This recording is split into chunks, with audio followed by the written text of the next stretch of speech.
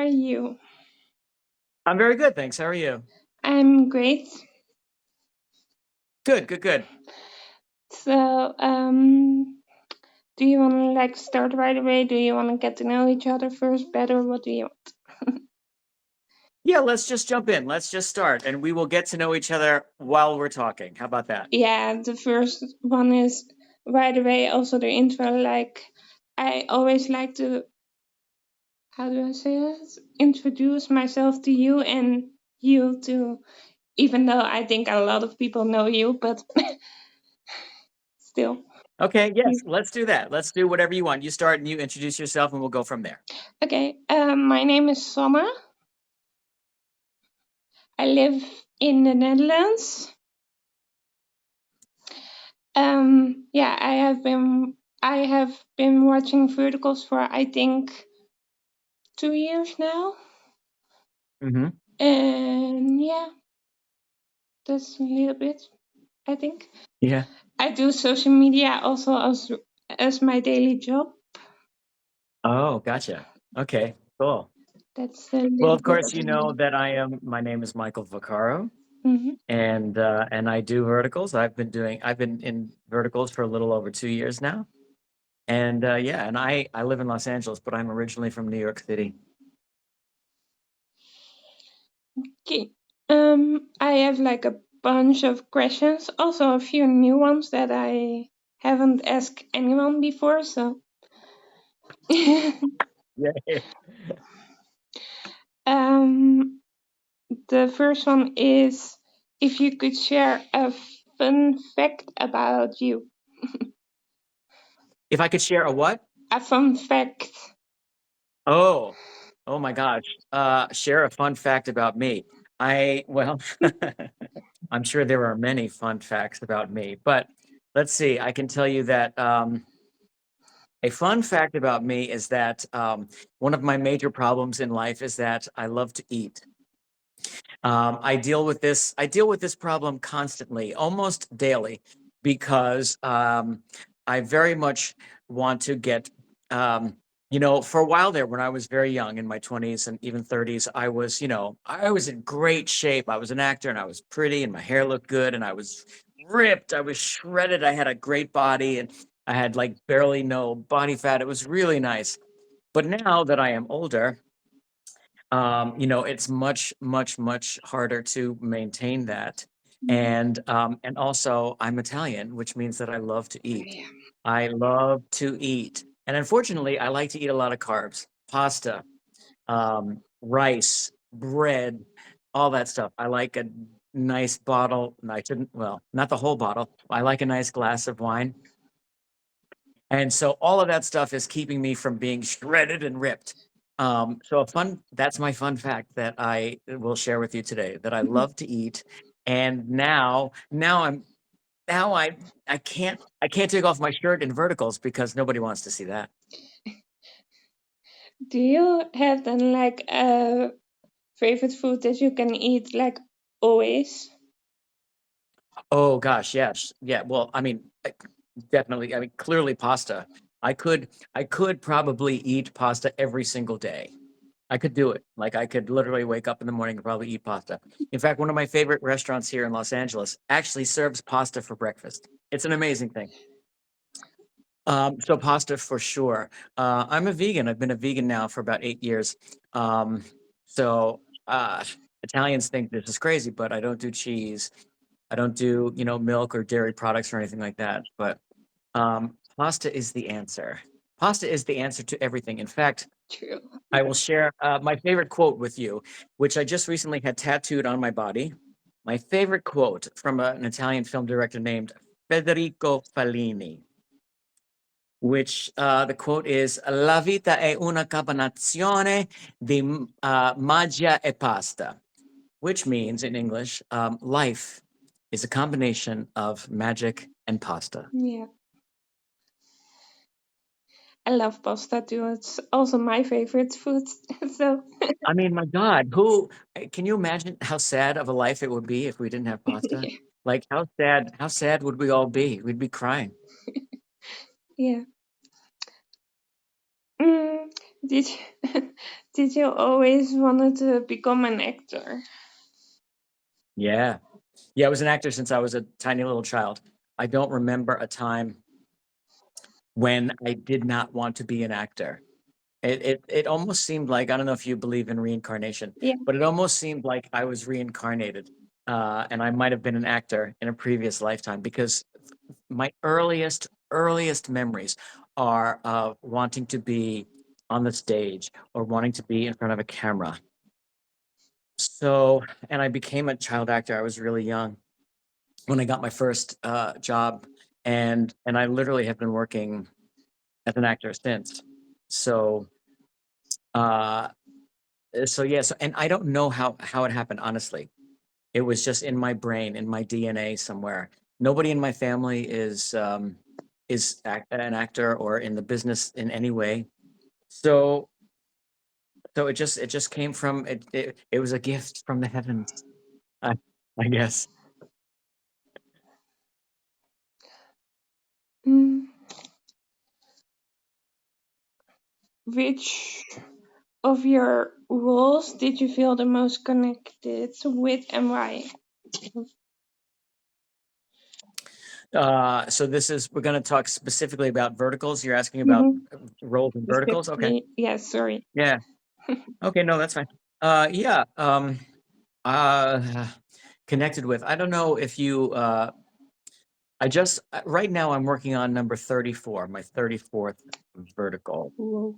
So there are a lot of them. And I feel connected to most of the roles that I play in verticals and horizontals. So I think.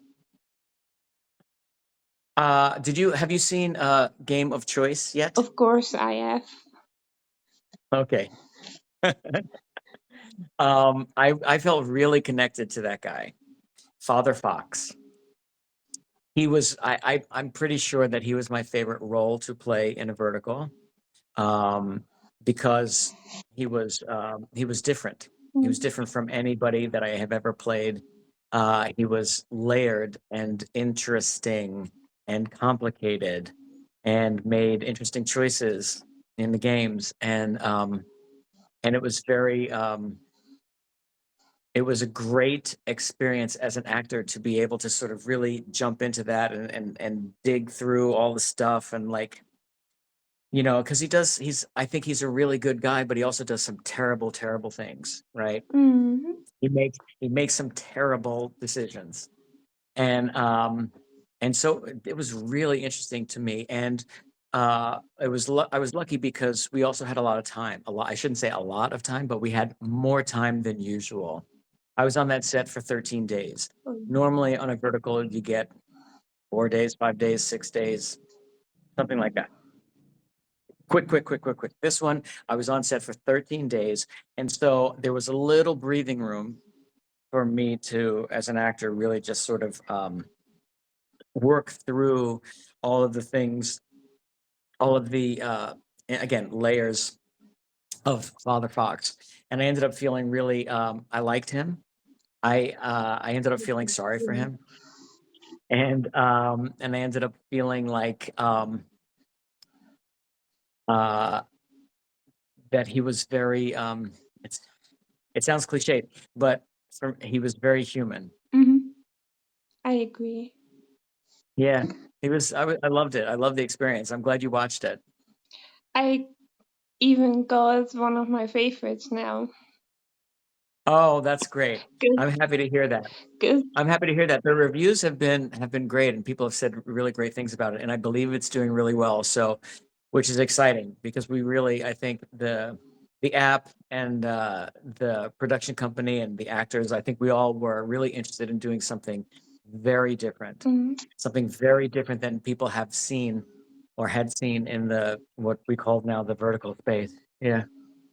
no, I love it. I think when my newest interviews come out, you can also see that I say Game of Choice. Okay. All right. Great. I will look for that. No, and I really loved your character. Thank you. You were great, but you are always great. Thanks so much. Wow. And funny, you have so many funny roles. I always laugh about you. I enjoy doing comedy. Obviously, I mean, I enjoy all of it, but obviously, comedy is more fun.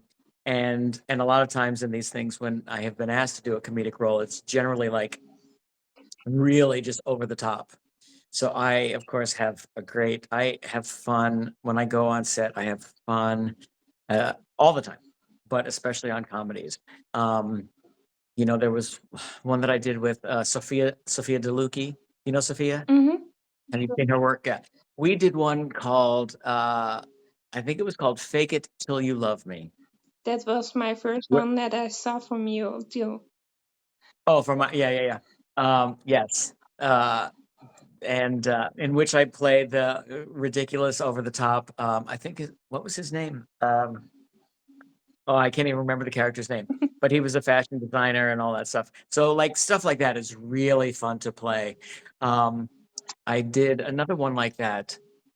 Oh God, this is terrible. I don't remember the name of it, but it was with Mark Vega. Mark Vega was a vampire, and Abigail Fawn, I think, was the ingenue, was the Luna, and I think in that one I played Fabiano, her like fashion designer. Yeah. So things like that obviously are super fun to do. Yeah.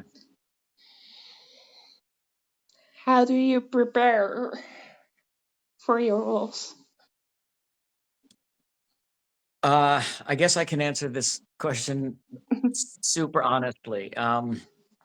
Because I work a lot, which I'm very, very, very happy to say, I often don't have time for preparation. I will literally do a vertical for a week or 2 weeks, maybe something like that, and then maybe have a day off, or maybe not even a day off, and then jump into the next one, right?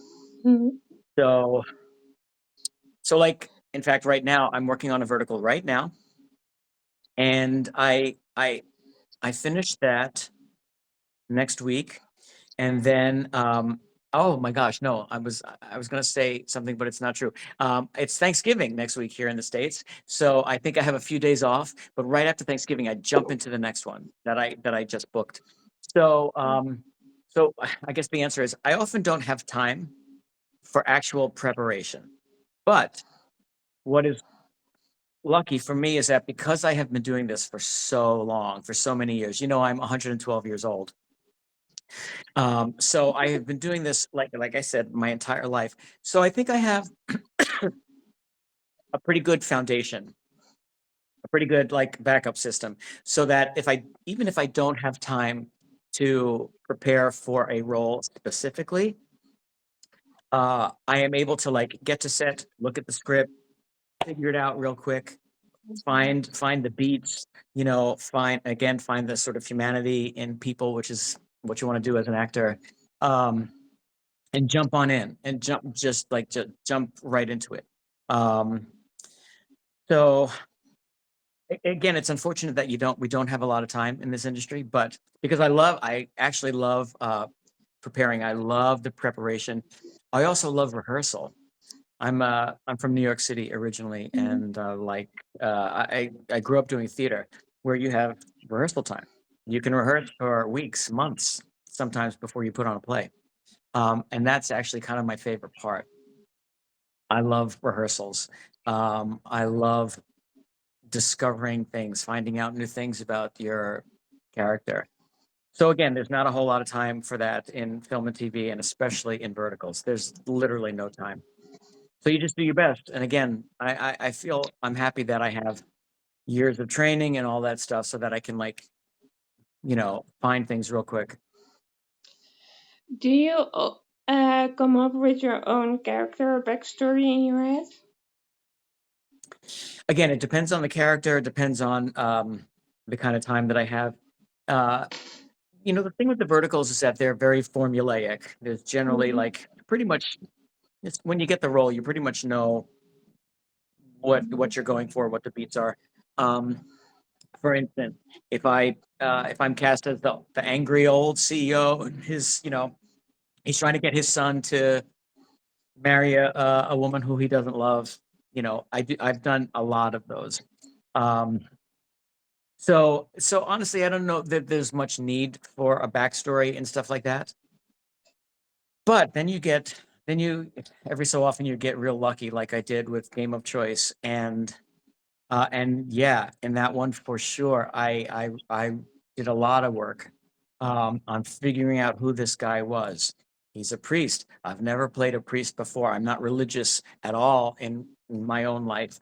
So I really had to like work on what that was like, what his life was like and I'm not going to give away for those people who haven't seen it. I'm not going to give away any like plot Yeah. points. No. But you have to figure out what is that like? What is being that religious feel like? Where does that come from? And the big sort of reveal about him.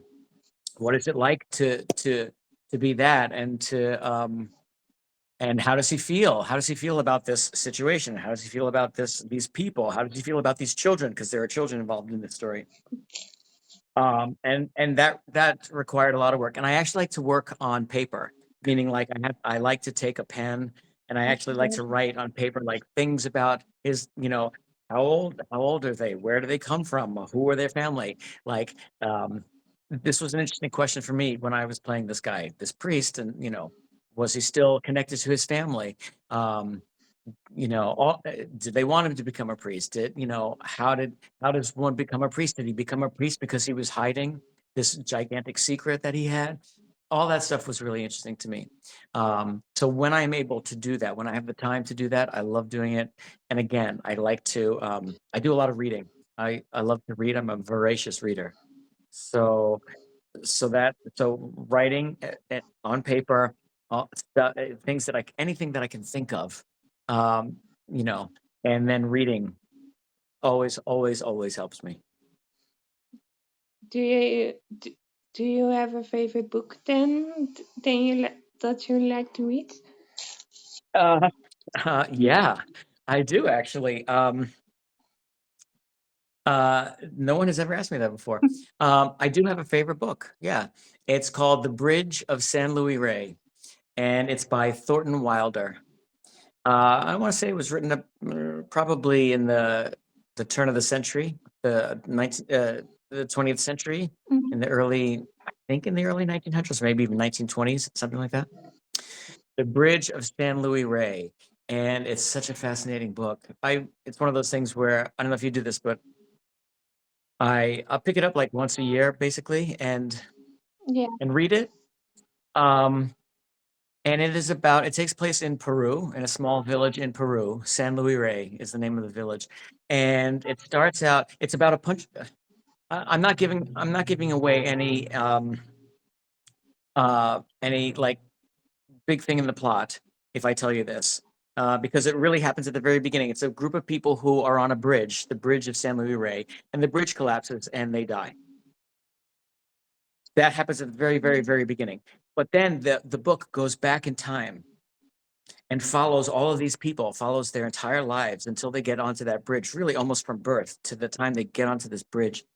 And it's about all of the choices that they make. Back to Game of Choice. Choices we make, all the choices that they made that got them at that particular place at that particular time. It's fascinating. And it's fascinating how in life, every day you are confronted with choices. Do I walk to the store going down this street, or do I walk to the store going down that street? And if I walk down the street to the store, maybe I avoided getting hit by a car over there. Like little things like that.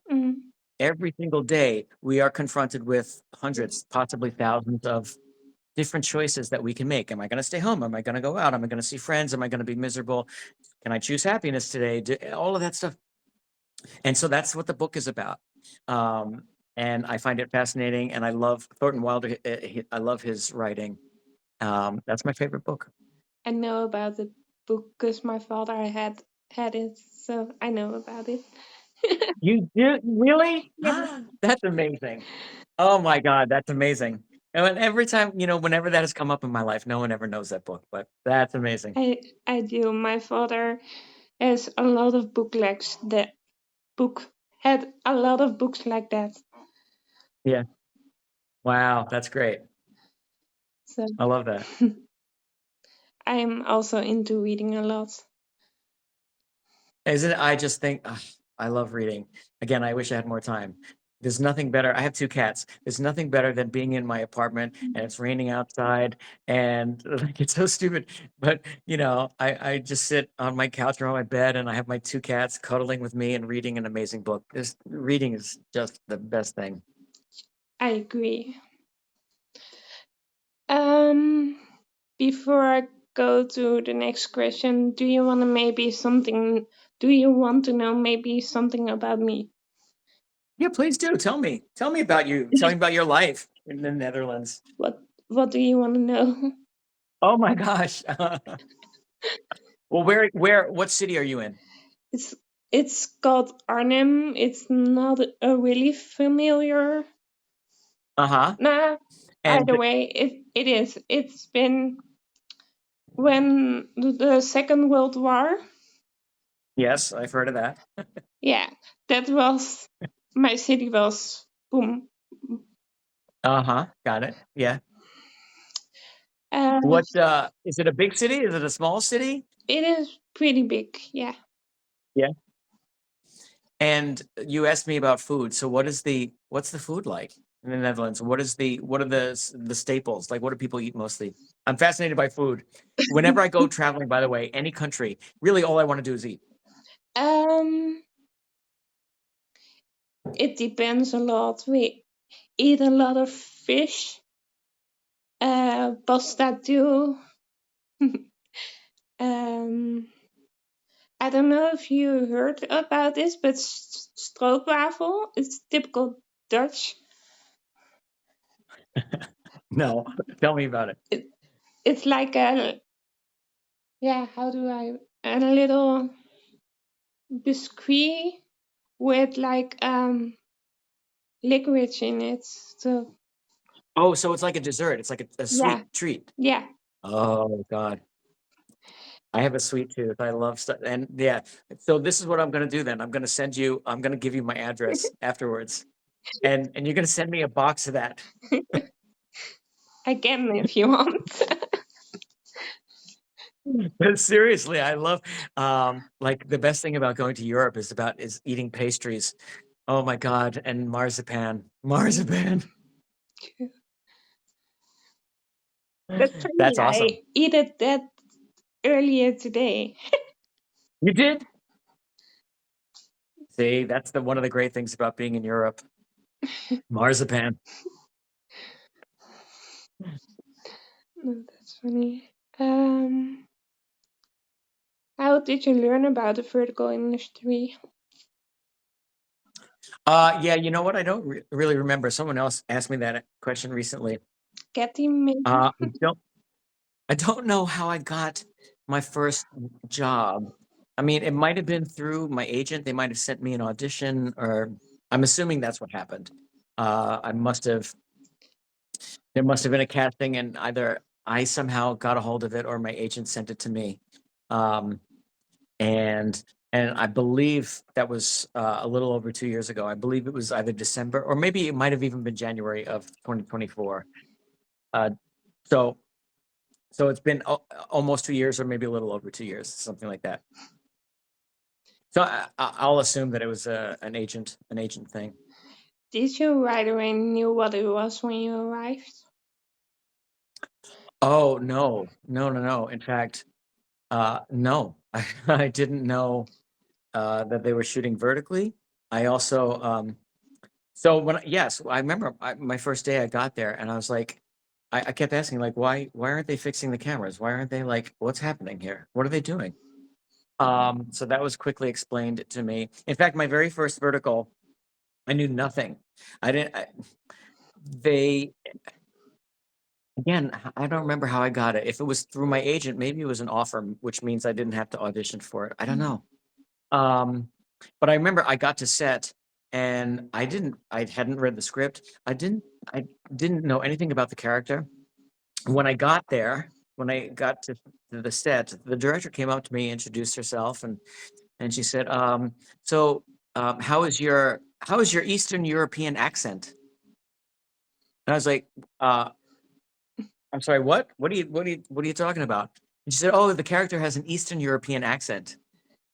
Um, okay. All right. So I had to come up with something really quick, and I'm sure it was terrible. Um, but no, I didn't know anything about it. But I've worked really steadily again, which is such a blessing. Um, but by the third or fourth or fifth vertical, I sort of figured out what was happening. It's like, oh, okay, this is what they want. This is how they do it. This is who watches it. This is where it goes. All that stuff. Yeah. So. Mm. What has been your most challenging role or scene that you have done so far?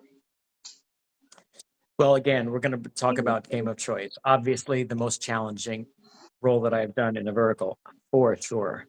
Again, because it's so intense and so like the poor guy goes through so much in 2 hours. Oh my God. Um, and again, I'm not going to give away anything. I will not do that. But you've seen it. So there's the one scene that Father Fox has where it's the big reveal about him, Yeah. about his life, and about who he is. And it's with Sophia DeLucchi. It starts off with Sophia DeLucchi and myself, and then we sort of go in with the rest of the cast. And then there's the big the big choice that Father Fox has to make when Lafayette, who's played by the brilliant Felix. Felix Merback, right? When he's given the gun and forced to make that terrible choice. So that clearly was the most challenging scene for me. And we did it once, and I said to the director, I was like, "Oh, please don't make me do that again." But we ended up having to do it like 7 times, which was it was a long, hard day. All that, Seven all that times. screaming and all that shooting and all that, it was pretty crazy.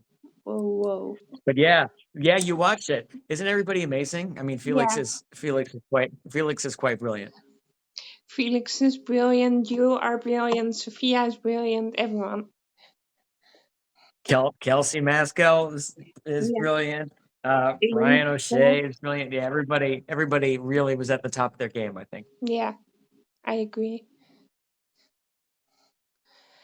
I think that's my favorite role of you also. And for Yeah. Felix also, I think.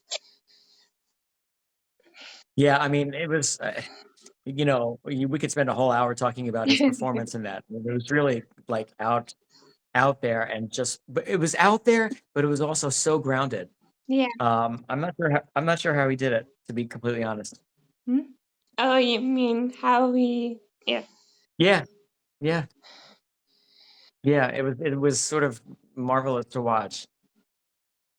No, he's brilliant. I hope to have him on someday. I would love I'm that. sure you will. I'll put in a good word for you. I see him and talk to him all the time. So. No, I think I'm already gonna know what you're gonna say about the next one. If you have to recommend a vertical one from you and one not from you to somebody who just get into verticals, which one? Oh, you mean to watch? Okay, yeah. Yeah. Well, of course. I'm not gonna give you just one. I'm gonna give you a few. Of course, number one would be Game of Choice. I would love to recommend that people watch a comedy that I did with Noah Fernley and Ashley Grant, which is Yes. called "Oops, I Married My Enemy." Yes. I love that one. And I love working with Noah. Uh, I've worked with Ashley at least 3 times. Is that right? I think, because if you remember correctly, Ashley does a very tiny little brief cameo in Game of Choice. Yeah. And I've worked with Noah at least one, two, three, 4 times, I believe. Um, the three of us did one very early on, which was called Escorting the Heiress. And let's see. And I just did a surprise cameo. I don't know if you know this. He just finished one called Office Enemies. Yes. And that one is really fun because it's filled with cameos. Sarah Molesky does a cameo. Casey Esser does a cameo. Kelsey does a cameo. I do a cameo. That was a really fun one. And again, Rebecca is in that and Noah is in it, and they're both hilarious and fantastic. So, okay, but oops, I married my enemy. Game of choice. I actually did one this year, which ended up being called I'm Her Mother. Neil. Oh yeah. That one was bananas to shoot. That was a really chaotic shoot, but I think it came out really great, and it was a really fun role to play. Like, this guy was such an asshole, like terrible. So I would put that out to people to watch that one. And I have favorite people. I have favorites, people. Anything that Felix is in, anything that Sarah Molesky is in, of course, anything that Noah is in is great. I mean, they're way too many. Nick Ritacco is great.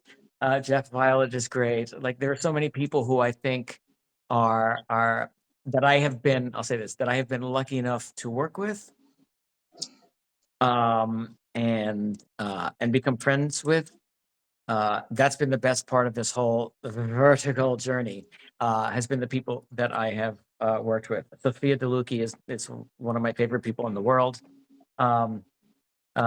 Kelsey is, I'm absolutely in love with Kelsey and just adore her. I just worked with Mark Vega. He's fantastic. I am right now working on one with Jared Staub, who, if you don't know this kid, you do? Good.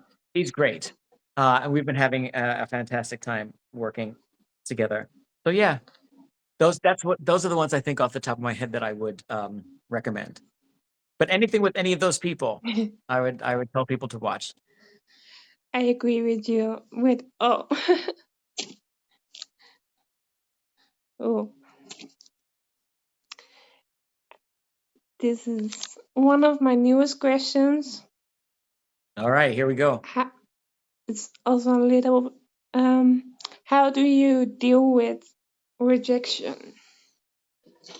Oh, yikes. Okay. Yeah, very. So I'm gonna, again, I'll be totally honest with you. Because I have been doing this for so long, actors spend their lifetimes getting rejected. Mm-hmm. Let's start there. We, I'm trying to remember the statistic, but like we have a union called the Screen Actors Guild, and I think maybe 90% of the actors in the union do not make their living from acting. Actors have to do other things. Mm-hmm. So we are constantly rejected. I have been, again, super lucky and super blessed to be able to work fairly consistently pretty much my whole life. Rejection. Clearly, when I was young, when I first started, and like in my teens and in my 20s, all of that stuff, I'm sure it was very hard for me. I took it very personally.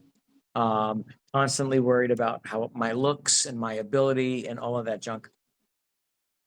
And then at some point in my life, maybe it was in my 30s, maybe it was in my early 40s, I don't know, where it finally hit me that it literally has nothing to do with me. If I don't get a part, 99.999% of the time, it has nothing to do with me.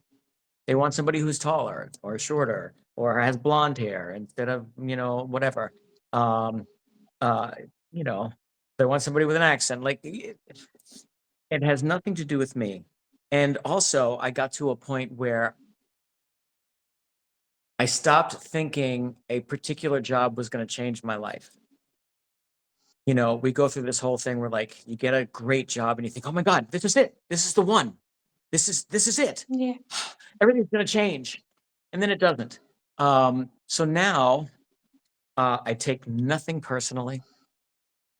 I am happy for work. And when the work is done, I say goodbye. Lovely to meet you all. Let's have a cocktail sometime. And then I go to the next job. And then I don't even think about it anymore. There is no rejection in my life. It's just I get a job, I don't get a job. Either way, it's okay. I'm still a happy person, and that's all that matters. I think maybe now go to my favorite question. Okay. I have also always a favorite question that I always bring up, Okay. and that is, if you could talk to your younger self, what would you say? Well, I mean, so many things. I would say like don't sleep with half of the people that you're sleeping with. Stop that.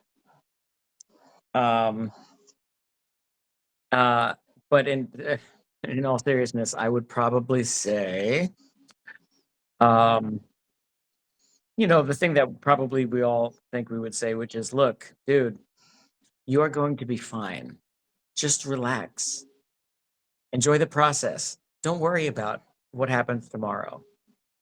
You know, have some, live for today. Just, we spend so much of our lives being worried and being afraid. And maybe that's what I would say. Like, really, there is nothing to be afraid of. There is literally nothing to be afraid of. Nobody's gonna even if terrible things happen, you're gonna be fine. I've had terrible things happen in my life. I was married, and my husband died. Terrible things happen, but to all of us, everybody has a story. True. Everybody's going through stuff. But if you are somehow able to live in the moment, you get through stuff, and maybe you don't know that until much later. So like you've gotten through it and you go, oh, okay, I did that. But now again, like I said, I worry about nothing anymore. I just know that I have this deep understanding, I guess, that I am fine. I will continue to be fine. I am protected. I am safe no matter what happens. And life will go on. I don't know if that answered your question, but I Yeah, think it was. that's what I would say. I was already kind of expecting with this question and the one before this one that it would go a little deeper. Oh, yeah. No, thank you for sharing. I think you said that story about was it your husband? Yes. With Katy? Yeah. Uh-huh. I heard that and I was really crying.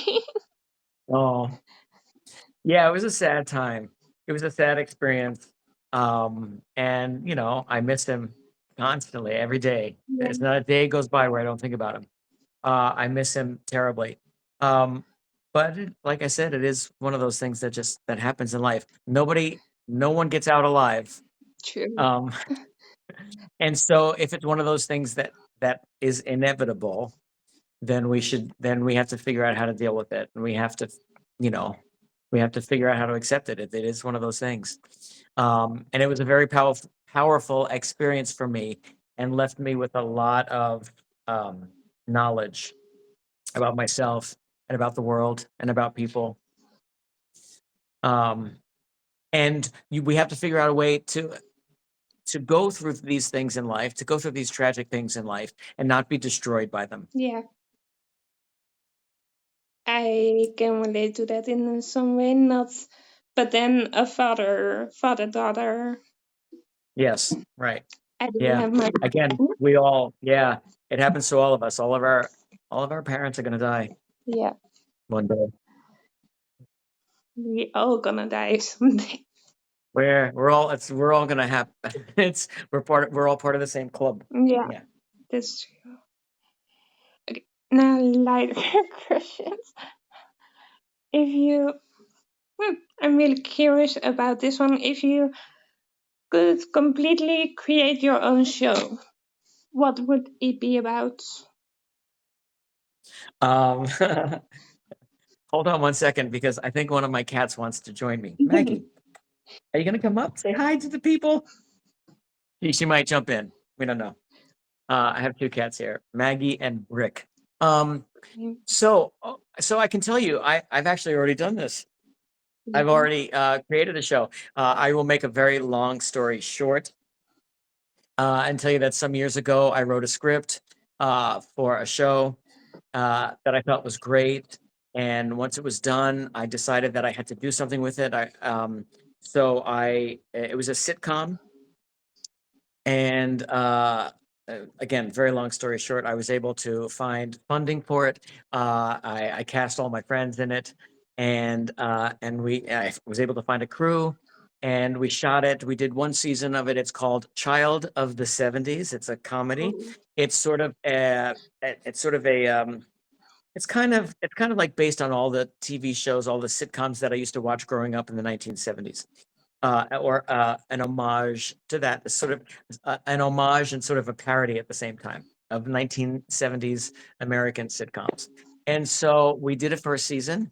It came out great, and we had a lot of fun. And I was able to, at that point, I was able to sell it to Amazon Prime. So then we did 4 more seasons. So we did a total of 5 seasons. I was able to not only do that, but I was then able to cast, once it was there, I was able to cast all of these. Oh my goodness. Hold on one second. There's my girl. That's Maggie. I love cats. Oh, me too. So then, yes. So once that happened, I was able to then get actual TV stars from the 1970s to be in it.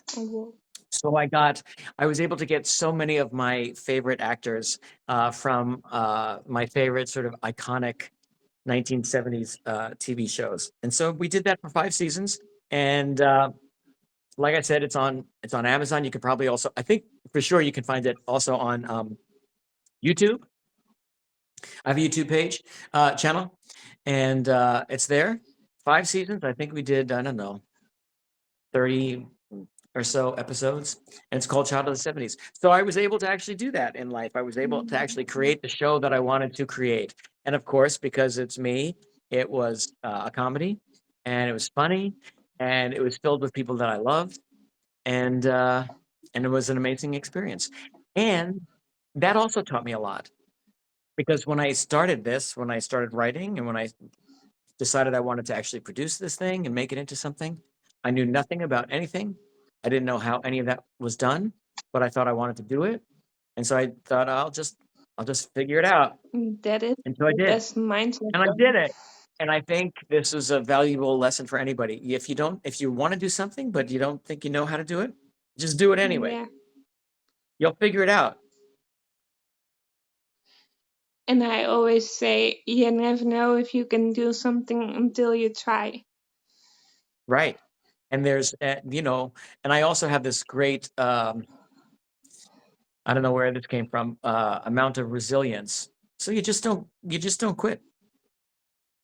Because I'm so ancient, one of the reasons why I think I work so consistently is because I was resilient, and because I didn't give up, I didn't quit. Yeah. So many actors who I came up with as children, like child actors, eventually they all quit. They all stopped. They all went and did something else. They didn't want to, deal with this life, which is not easy. But I couldn't. So again, you just figure stuff out. You keep going, you keep moving. And then the worst thing that could possibly happen is that you learn something.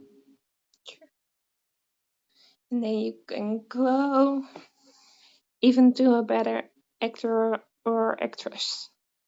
Yes, 100%. All of that stuff, all of that learned experience, I think makes me better for sure. Not only as an actor, but as a person. True. I'm gonna link all your stuff in the YouTube video. So also your movie. If I can Fantastic. find Thank you. it. You absolutely can find it. I'm pretty sure if you just type in my name on YouTube, I have two channels. There's a Child of the 70s channel, and there's a Michael Vaccaro channel. Okay. I will look it up later. Where did I was? Yeah. This is a random question, but if you were stranded on an abandoned island and only got to take 3 things with you, which it's If I only got to take what? three things. Oh, just 3 things. 3 things? Like, okay. Anything. I would take, well, obviously, I mean, like, okay, let's say I could watch one movie. So I'll take one movie, which is my favorite movie of all time, which is La Dolce Vita by Federico Fellini. I would take that. I would take my favorite book with me. The Bridge of Saint-Louis, which I said, and I don't know, my cats. I would take my cats. Does that count as one thing? I would have to take my cats. I'm not going anywhere without my cats. Mm. We live on a stranded island. We eat coconuts, right, Maggie?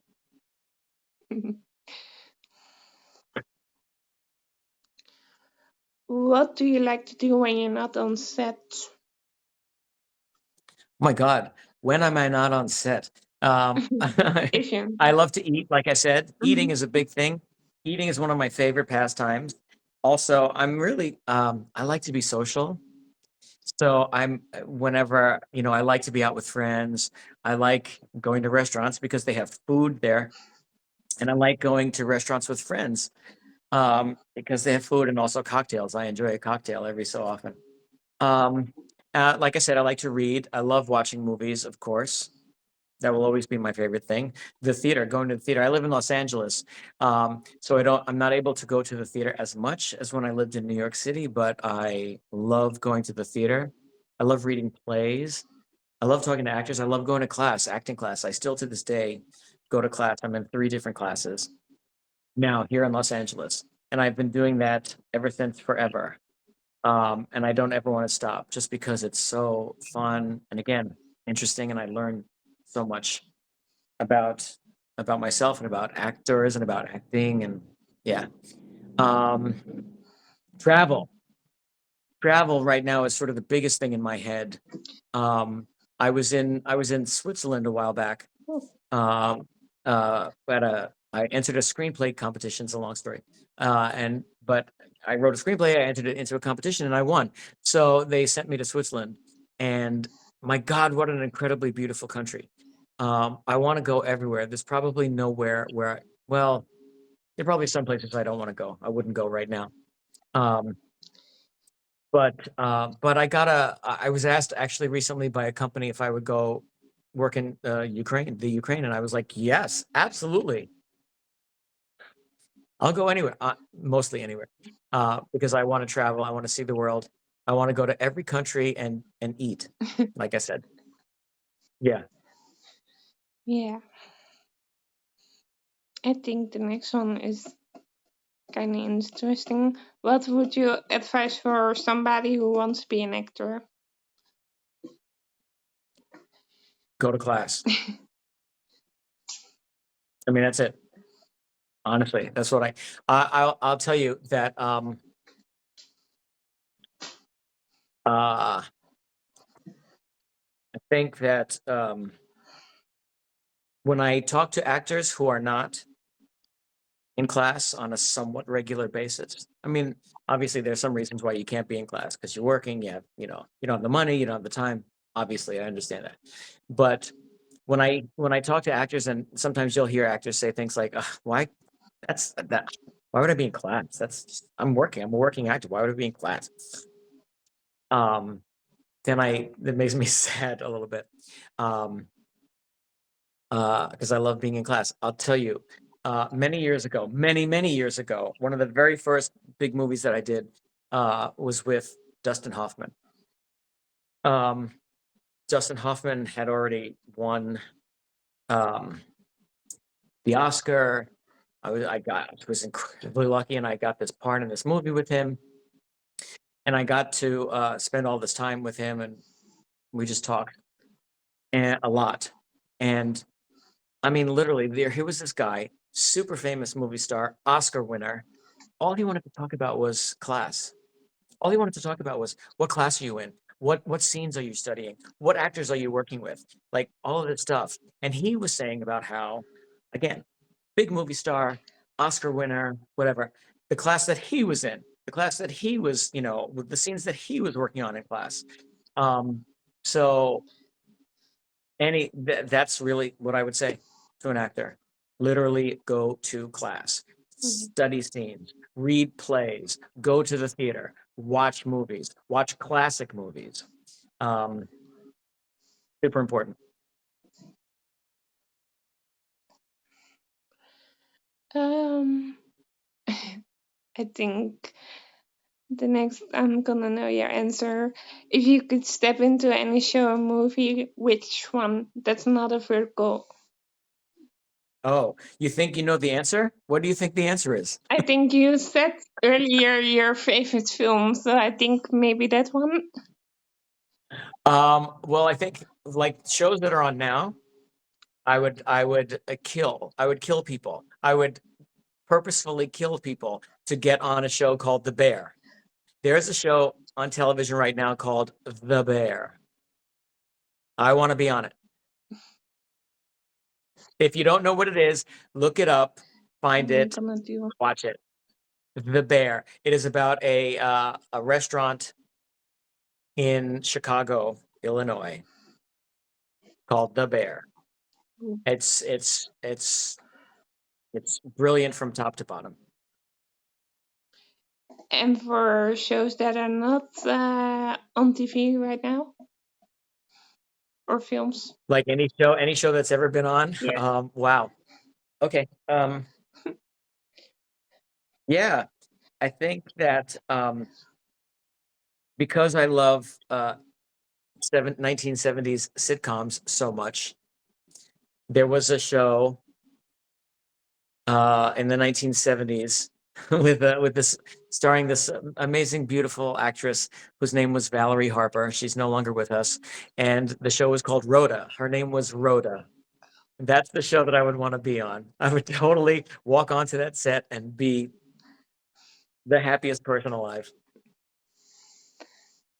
Look it up, Rhoda. If anybody out there, you've never watched it, pure comedy joy, surrounded by 1970s camp and kitsch, and just love it. That one I do know also from my dad. Of course, yes. It was one of the most popular shows on television in the 1970s. In fact, there was an episode where this character, Rhoda, gets married at Rhoda's wedding. And I think it's still in the top 5 most watched shows in television history. Whoa.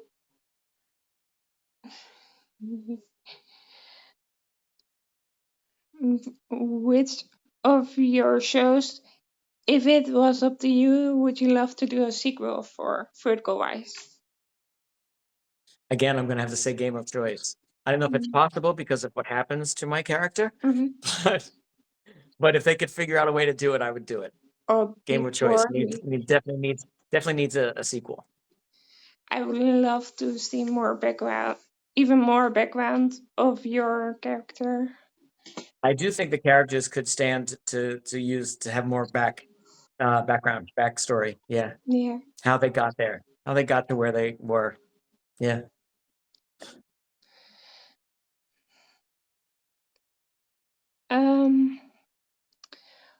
what do you think outsiders of the industry underestimate about the vertical world? Like, how do you mean? Like people that just only know about them, but how can I explain it better? Yeah, I'm not sure. I'm not sure about the question. About say the question again. Maybe I can think of something. What do you think people that are not like actors or writers, whatever, underestimate about the industry? So maybe fans or just other people.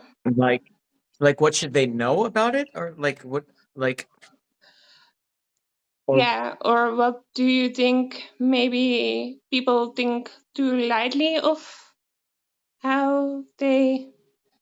oh, I mean, I think that we are. This is like I think we're in the very very beginning of what this is going to turn out to be. Do you know what I mean? Yeah. We're it's this is still brand new territory, and but also very quickly. I mean, it's become a multi-billion-dollar industry already just within the last few years. So so I think it's only going to get bigger. I don't know how long we have, because things change so quickly. But I do think it's going to become bigger. I do think it's going to pick up more steam for sure. Obviously, more people are watching it. More people, these companies are spending a lot more money. Game of Choice is a perfect example of a company that really spent a lot of money to make something really different so that they can elevate the whole thing. And once you do that and it becomes a hit, then of course other people want to do the same. I think we could stand to elevate this art form a lot. I think that will happen. I think it is happening. A lot more people are coming on board. I think also it was fairly disrespected, I think, in the beginning. But I think a lot more people, a lot more actors are like, oh, all right, well, maybe this is a thing that I should do because it's so many people are doing it and it's happening quick. Um, I think there's a lot more in store. I think we have a lot to look forward to. I think hopefully that answered your question. Yeah, for sure. I already seen so much changing, not only with the apps or actors, but also just fan page in general. Yeah, There are so many, and also so many that are doing interviews right now. Because when I lots of interviews. Yeah, I mean, I do plenty of them now. Also, I should say that there's going to be another Verticon. There was a live Verticon here in Los Angeles a few months ago. There was an online Vert Fest also, and around the holidays in December next month, there is another vertical. I mean, Virgo. virtual vertical fan event, con, whatever you want to call it. It's happening in the beginning of December. I think we've run out of time. Oh no, the call doesn't end, or do Okay. you have to go? Okay. No. I just got a little notice on my thing saying we had to end. But yeah, it's already been an hour. My gosh. But yeah, so there's another Verticon, an online Verticon coming up next month. Virgo, yeah. So people should get online and look for it. Just type that in, holiday Verticon. You'll find it. And oh, in fact, the link is on my Instagram page. I just put a story today with a link to it. So if anybody wants to go check that out, they should. And And also, I'm on Instagram at Michael Vaccaro. So come find me, talk to me. First Fest is a little different. That was from Jen, of course. Jen, of course, did Vertical Drama Love. She did the Vert Fest, and then there was the Verticon, which was live in person here in Los Yeah, Angeles. And the same people who did the Verticon are doing this online thing in December. true. So yeah, go check it out. Come say hi. It was so funny when I started this. It was only me and Jen. in February I started this. All over. It's all over the place now. Yeah.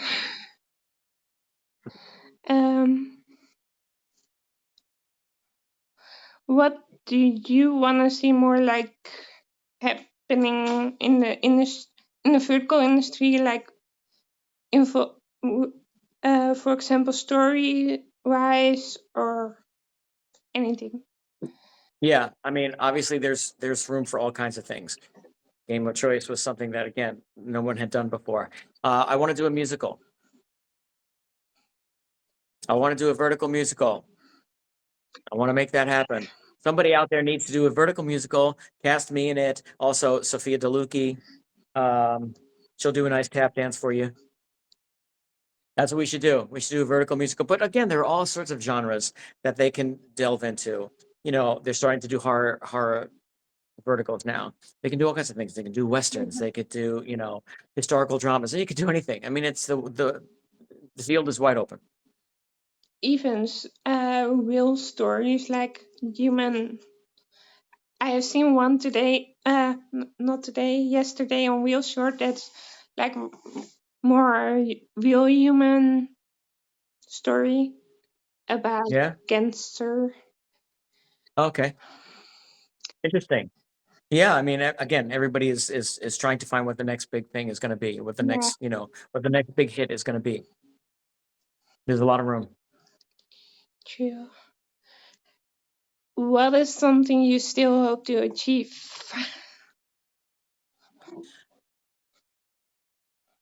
I mean, honestly, I don't know how to answer that question except to say I just, at this point in my life, I really just want to continue to do good work.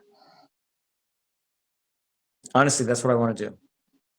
I just want to continue to work, and I want it to be good. I want to still continue to grow and get better as an actor. I always want that, and I want the work to get better. I want the shows to get better. I want Yeah. Who or what inspires you?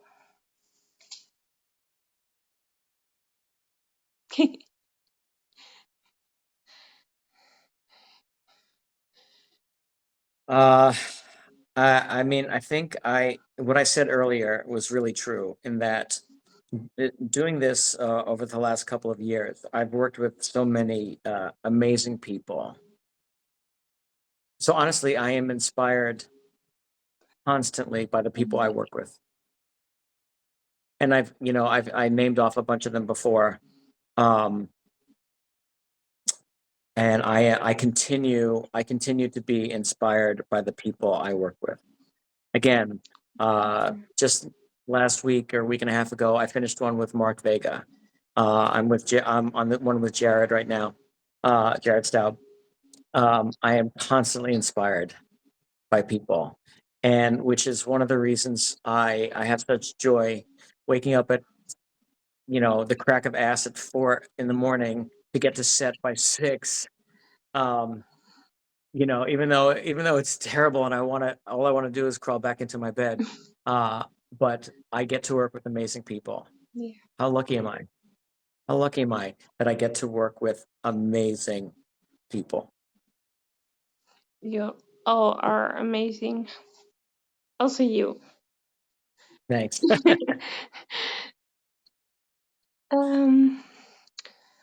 What is the biggest thing you learned on vertical sets?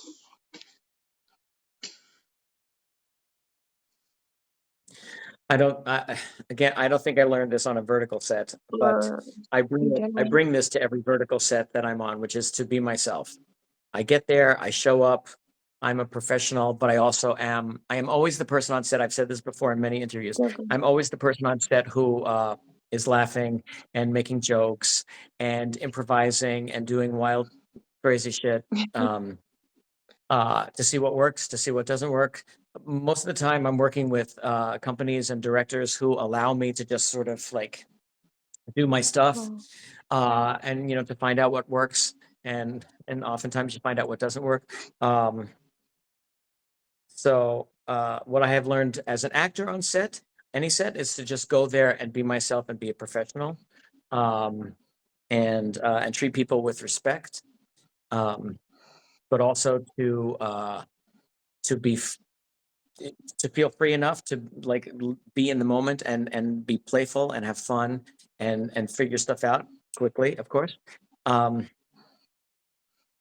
And to again, yeah, be respectful of people in the process. Yeah. Do you have any specific thing you do when you arrive on set? I drink coffee. That's it. That's what I do. I get to set, and the first thing I go is like, "Where's the coffee? Where's the crafty, which is the food? I want to know where the coffee is. I want to get to the food." That's what I do. And then I go up to the hair person and I said, "Listen, try to make me look human.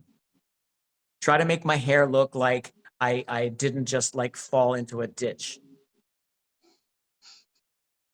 Those are the three most important things: coffee, food, and my hair. I have two more questions. This one is really random, but if you could have any superpowers, which one?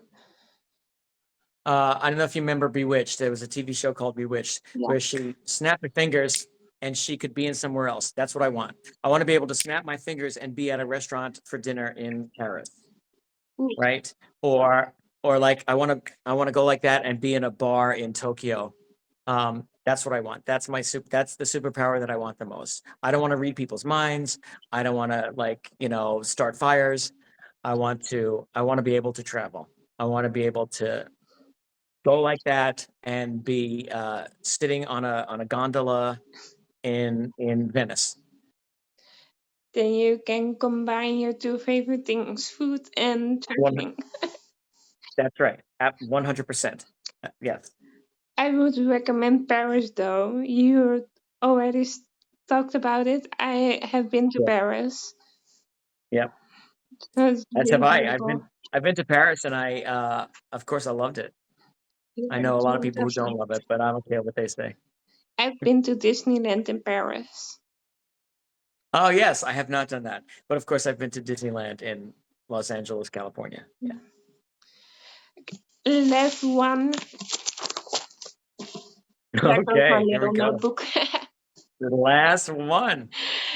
I always end with this question, and that is if you want to say something to the viewers who are watching your work, the viewers who are watching your show, this talk right now, I mean, or me.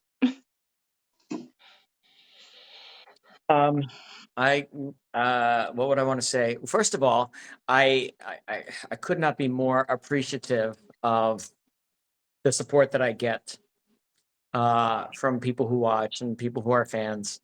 I am actually I take it very seriously. I like talking to people, and I like it so much when people reach out to me and say, I get this a lot. I was having a terrible day and, this happened, that happened, whatever. And I came home and I watched one of your verticals and you really made me laugh and it really gave me a moment of joy. Like that to me is like that to me is what it's all about, I guess. What like when I hear these things from people, I take it very personally. And I love that. And when people write to me write DMs on Instagram and stuff like that, I love talking to people. I always try to respond. Again, come find me on here on Instagram on Michael Vaccaro, or you can find me on YouTube or wherever. I'm sure you can find me. I'm out there I will link in the world. everything so people can find you easily. Great. And I just again, I'm so lucky. I love what I do. Hey, and I'm trying to get to Italy for Fashion Week in February. Yeah, that is So awesome. I'm part of this thing. It's called Style Icon, and it is It's all over my page. If you go to my Instagram page, the link is there. And every day there, I put 2 or 3 stories about this thing. It's called Style Icon. I'm trying to get to Italy, to Milan for Fashion Week next February. And people can go and vote for me, so I can go. Also, you can donate. It's part of the Elton John AIDS Foundation, which is a tremendously wonderful charity. And so worthy. So people can vote for me and people can donate. If you go to my Instagram page, you'll find it. You'll find the link to the Style Icon. I'm trying to do that. I appreciate so much all of the support and all of the votes that I've gotten so far. So that's a shameless plug that I can tell everybody about. Can I tell you a little fun thing? Before we started this talk, I voted. Yay! Again, I You can already vote. did.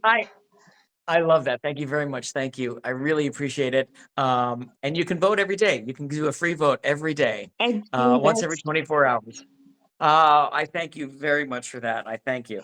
And I thank you for this interview. It's been lovely. Thank you for doing this. I Oh, really my love pleasure. this. It's been very fun and very, very nice to meet you. You're very sweet. Thank you. You're very All right. I hope you have a good rest of your day. I think. Okay. Well, yes, you sleep well tonight. Have a good rest of your night. Thank you. And I'll hear from you soon. Yeah, for sure. Okay. Bye-bye. All right. Bye. Thank you.